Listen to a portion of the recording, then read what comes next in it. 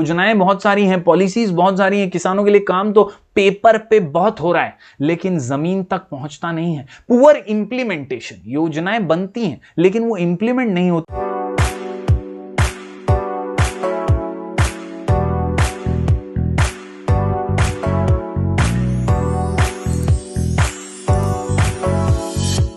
Hello everyone, मैं हूं जयेश राजगुरु और स्वागत है आप सभी का इस नए इंटरेस्टिंग यूट्यूब वीडियो में। दोस्तों, हम पढ़ रहे हैं क्लास 11th का economics, chapter number 4 the economy of Maharashtra, और हम पहुंच चुके हैं आज लेक्चर नंबर 2 पर। दोस्तों, पहले वीडियो में हमने जाना कि क्या है खास इकोनॉमी ऑफ महाराष्ट्र में, क्या है फीचर्स महाराष्ट्र की इकोनॉमी के और किस तरह से महाराष्ट्र की इकोनॉमी देश को दिशा देती है। इस प्रकार हमने ये जाना कि महाराष्ट्र की इकोनॉमी बूमिंग है, डेवलपिंग है और कहीं ना कहीं मोस्ट फेवर्ड डेस्टिनेशन है सभी के लिए, इन्वेस्टमेंट के लिए, क्रिएटिविटी के लिए, स्किल डेवलपमेंट के लिए। तो आज के इस वीडियो में हम जानेंगे किस प्रकार से अलग अलग सेक्टर जो महाराष्ट्र की इकोनॉमी में है वो काम करते हैं, कितना डेवलपमेंट हो रहा है, क्या प्रॉब्लम्स फेस कर रहे हैं, इन सभी बातों को हम जानने की कोशिश करेंगे। तो चलिए, अगर आप इस चैनल पर नए हैं तो जरूर से सब्सक्राइब कीजिए, बेल आइकन दबाइए और जरूर जरूर जरूर जरूर जरूर अपना प्यार बरकरार रखिए। आप प्लेलिस्ट सेक्शन में जा सकते हैं, वहां भी आपको चैप्टर वाइज वीडियोस मिल जाएंगे। जो भी पहले के चैप्टर्स हैं उनके वीडियोस भी आप देख करके रिवीजन कर सकते हैं, लिख करके नोट्स बनाइए और जरूर प्रैक्टिस कीजिए। चलिए आज का वीडियो शुरू करते हैं। दोस्तों,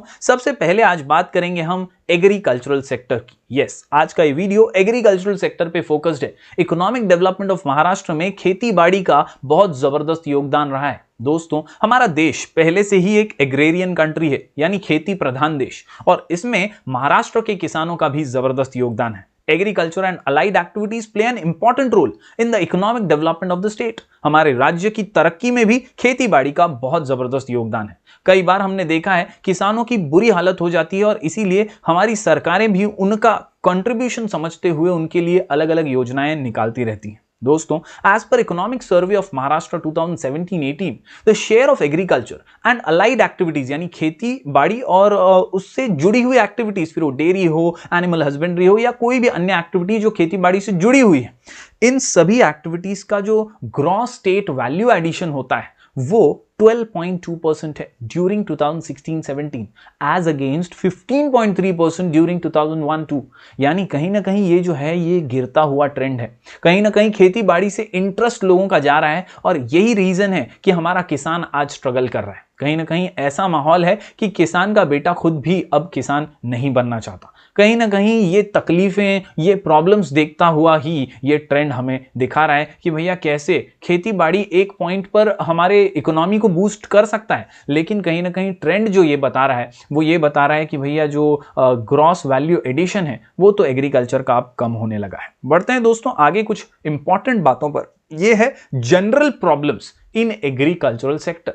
क्या है वो मुसीबतें, क्या है वो प्रॉब्लम्स जो हमारा किसान फेस करता है। What are the general problems in the agricultural sector?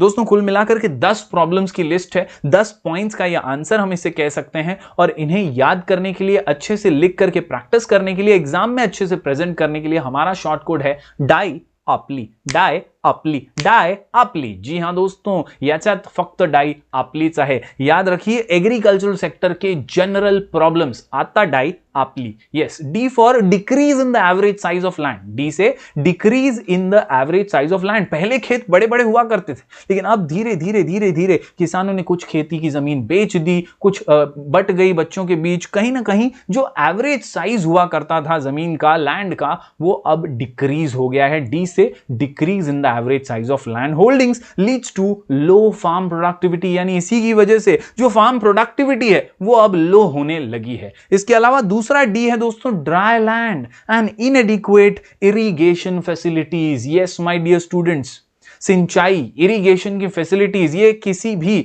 खेत के लिए बहुत ज्यादा मायने रखता है, बहुत ज्यादा इंपॉर्टेंट होता है। लेकिन लफड़ा ये है कि इरिगेशन की अच्छी सुविधाएं भी हमारे यहां पर मौजूद नहीं है।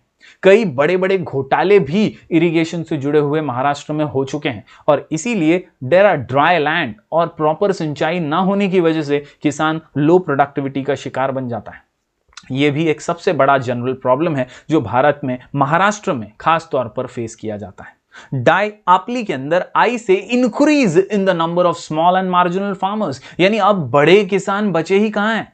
किसान जो है अब वो छोटे बन चुके हैं। जो छोटे किसान या मार्जिनल फार्मर्स जिन्हें हम कह सकते हैं, जिनके पास जमीन कम है, प्रोडक्शन कम है, उनकी तादाद अब बढ़ चुकी है। Increase in the number of small and marginal farmers. इसके अलावा ई से excessive use of chemical fertilisers and pesticides leading to soil degradation. यह भी एक महत्वपूर्ण मुद्दा है दोस्तों। कहीं ना कहीं ज्यादा प्रोडक्शन के चक्कर में केमिकल फर्टिलाइजर्स का इस्तेमाल करना, पेस्टिसाइड्स का इस्तेमाल करना अपने खेत को डिग्रेड करता जाता है और इसकी वजह से भी आगे जाकर के नुकसान होता है और लो प्रोडक्टिविटी का शिकार किसान बन जाता है। तो कहीं ना कहीं ये ओवर या एक्सेसिव यूज जो है, लालच के चक्कर में ये केमिकल फर्टिलाइजर्स का या पेस्टिसाइड्स का, यहां पर भी लफड़ा हो जाता है और लो प्रोडक्टिविटी होती है। इसके अलावा डाई आपली के अंदर ए से एग्रीकल्चरल इंडेप्टनेस, कर्जा बहुत ज्यादा हो जाता है। लोन्स के बोझ के तहत हमारा किसान झुकता जाता है, डूबता जाता है और आखिर में वो कर्ज भर भी नहीं पाता, आत्महत्या का उसे रास्ता चुनना पड़ता है। तो ये एग्रीकल्चरल इंडेप्टनेस जो है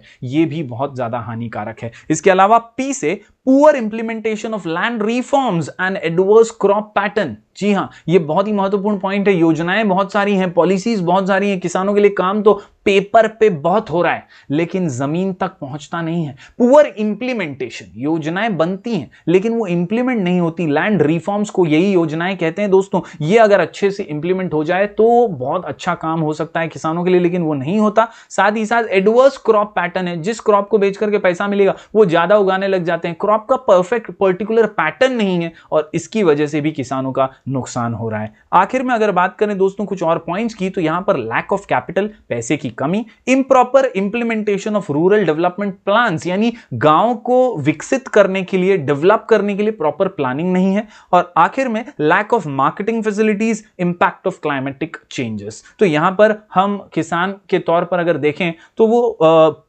प्रोडक्शन तो अच्छा खासा कर लेता है लेकिन मार्केटिंग फैसिलिटी ना होने की वजह से अपना प्रोड्यूस जो है वो प्रॉपर जगह पर बेच नहीं पाता, प्रॉपर दाम भी नहीं कमा पाता। हम तक पहुंचते पहुंचते चीजें जरूर महंगी हो जाती हैं लेकिन किसान को उसका बहुत ही कम दाम मिलता है। तो ये भी एक सोचने वाली बात है कि ये प्रॉब्लम भी किसान हमारा एग्रीकल्चरल सेक्टर में फेस कर रहा है। और आखिर में क्लाइमेटिक चेंजेस तो आप देख ही रहे हैं दोस्तों, कभी भी बारिश कभी भी धूप, कुछ समझ में नहीं आता आजकल, और इन क्लाइमेटिक चेंजेस का भी असर किसानों पर पड़ता है। तो ये थे दोस्तों 10 general problems in the agricultural sector. उम्मीद करता हूं आप ये पॉइंट समझ पा रहे होंगे। जरूर इन्हें लिख करके प्रैक्टिस कीजिए। याद करने के लिए हमारा शॉर्ट कोड डाई आपली। बढ़ते हैं दोस्तों आगे।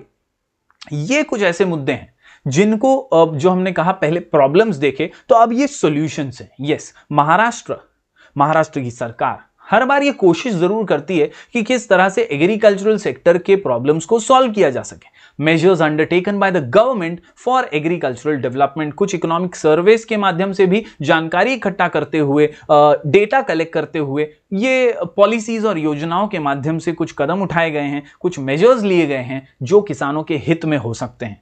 आंसर फिर एक बार दोस्तों बड़ा है, 7 पॉइंट का है। लिख करके जरूर इसकी प्रैक्टिस कीजिएगा आसानी से समझने के लिए और याद करने के लिए। हमारा शॉर्ट कोड है साइड FC, साइड FC। जी हां दोस्तों, क्वेश्चन का नाम है measures undertaken by the government for agricultural development, answer का नाम side FC। S for setting up of agricultural produce marketing committees यानी APMC, establishment of agro export zones, horticulture training centres. तो कहीं ना कहीं किसानों को ज्ञान मिले, इसके लिए हॉर्टिकल्चर ट्रेनिंग सेंटर का उद्घाटन किया गया है, उन्हें ओपन किया गया है ताकि किसान सीखें और कम पानी में कैसे अच्छी खेती हो सकती है, कैसे अच्छा क्रॉप पैटर्न बनाया जा सकता है, कैसे प्रॉपर सिंचाई की जा सकती है, जैसी अलग अलग जानकारी इन्हें ट्रेनिंग सेंटर में दी जाए। इसके अलावा दोस्तों APMC का गठन किया गया ताकि किसानों को सही दाम मिल सके, सही पैसे मिल सके अपने प्रोड्यूस के, और establishment of agro export zone ताकि एग्रीकल्चर प्रोड्यूस एक्सपोर्ट भी हो सके। यस, तो ये पहला मेजर है। इसके अलावा साइड FC में आई से दोस्तों याद रखिए कुछ और इंपॉर्टेंट चीजें, increase number of outlets for fertiliser and pesticide distribution. अच्छा पेस्टिसाइड, अच्छा फर्टिलाइजर किसानों को सस्ते दामों में मिले, इसके लिए भी आउटलेट सरकार ने खोलने की घोषणाएं की हैं। इसके अलावा दोस्तों distribution of quality seeds eight reasonable rates. Yes, side FC में D से डिस्ट्रीब्यूशन ऑफ क्वालिटी सीड्स। अच्छे सीड्स होंगे तभी तो अच्छा उत्पादन होगा, अच्छा प्रोडक्शन होगा। तो क्वालिटी सीड्स भी रीजनेबल रेट्स पर किसानों को मिले, ये कोशिश सरकार करती है। इसके अलावा दोस्तों E से electrification of agricultural pumps and efforts to provide electricity on demand. Yes, गांव के अंदर बिजली का बहुत लफड़ा हो जाता है, बत्ती गुल, मीटर चालू, ये बहुत ज्यादा लफड़ा है और इसकी वजह से सरकार ने ये कोशिश की कि किसान को ये प्रॉब्लम ना फेस करना पड़े। इलेक्ट्रिफिकेशन करवाया जाएगा एग्रीकल्चरल पंप्स का, इलेक्ट्रिसिटी ऑन डिमांड भी दी जाएगी। इसके अलावा efforts for financial assistance as per requirement, कर्जा वगैरह मिलेगा, लोन मिलेगा, ब्याज दर बहुत कम होंगी, इंटरेस्ट रेट जो हमें भरना पड़ता है उतना नहीं होगा, किसानों को कम इंटरेस्ट रेट होगा। तो ये सारी सुविधाएं भी फाइनेंशियल असिस्टेंस के तौर पर सरकार देने की कोशिश करती है। आखिर में दोस्तों, creating awareness about agricultural information through the use of mass media for making agriculture a profit making business. तो कहीं ना कहीं किसान सफर ना करे, इसलिए थोड़ा सा अवेयरनेस, थोड़ी सी जागरूकता मास मीडिया के माध्यम से भी किसानों तक पहुंचाने की कोशिश सरकार कर रही है। तो दोस्तों, ये थे वो मेजर्स जो अंडरटेक किए हैं हमारी गवर्नमेंट ने to develop the agricultural sector. Answer का नाम साइड एफसी, साइड एफसी। उम्मीद करता हूं ये आंसर आपको समझ आया होगा। जरूर इसकी लिख करके प्रैक्टिस कीजिए। दोस्तों, पॉइंट्स टू रिमेंबर में याद रखिए दो आंसर्स जो एग्जाम में आ सकते हैं। Problems face by agricultural sector, answer का नाम डाई अपली, और इसके अलावा दूसरा question measures taken by government, side FC. ये दो आंसर्स लिख करके जरूर प्रैक्टिस कीजिएगा। दोस्तों, हम मिलेंगे फिर एक बार कुछ और नए वीडियोस के साथ। In the next video we shall study industry and problems faced by industrial sector. Maharashtra की इकोनॉमी में इंडस्ट्रियल सेक्टर का भी महत्वपूर्ण योगदान है, इसी को हम पढ़ेंगे अगले वीडियो के अंदर। दोस्तों, अगर कोई भी सवाल हो तो मैं आपको इंस्टाग्राम पर भी मिल जाऊंगा। यस, आईडी है राजगोर जयश्वी। इसके अलावा आप हमारा टेलीग्राम चैनल ज्वाइन कर सकते हैं रेगुलर टेस्ट और क्विज के लिए, नाम है स्काई एजुकेशन ऑफिशियल। और आप हमारा ऐप भी प्ले स्टोर से डाउनलोड कर सकते हैं, नाम है स्काई एजुकेशन। तो मिलेंगे फिर एक बार कुछ और नए वीडियोस के साथ। तब तक के लिए do like, share and subscribe.